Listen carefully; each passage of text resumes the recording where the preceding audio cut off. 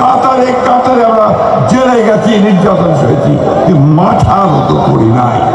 সেই জঞ্জালগুলো সফট করে একটা সুন্দর পরিবেশ তৈরি করতে হবে।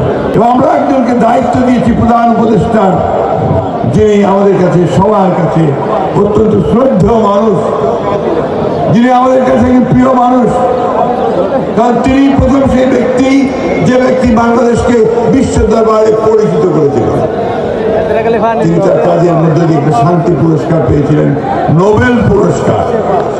সারা পৃথিবীতে তিনি সমাদৃত।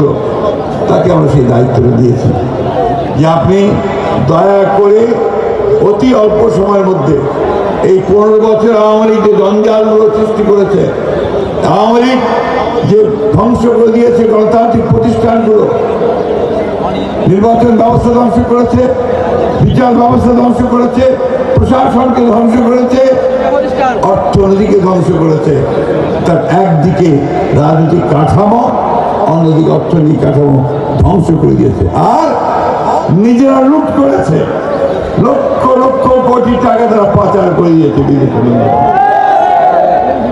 সেই জঞ্জালগুলো সফট করে একটা সুন্দর পরিবেশ তৈরি করতে হবে। সবাই যেন তার নিজের পছন্দ মতো ব্যক্তিকে বা দলকে ভোট দিতে পারে, সেই পরিবেশটা সৃষ্টি করতে হবে। তাই তো নাকি? আমার ভোট আমি দেব যাকে খুশি, তাই না? কি আপনারা তো ভোট চান নাকি? সবাই ভোট দিতে চান?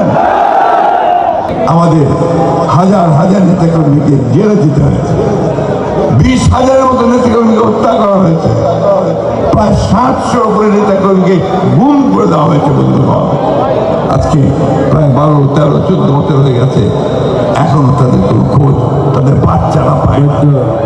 তাদের বাচ্চারা এখনো অপেক্ষা করে থাকে যে কখন তাদের বাবা ফিরে আসে না।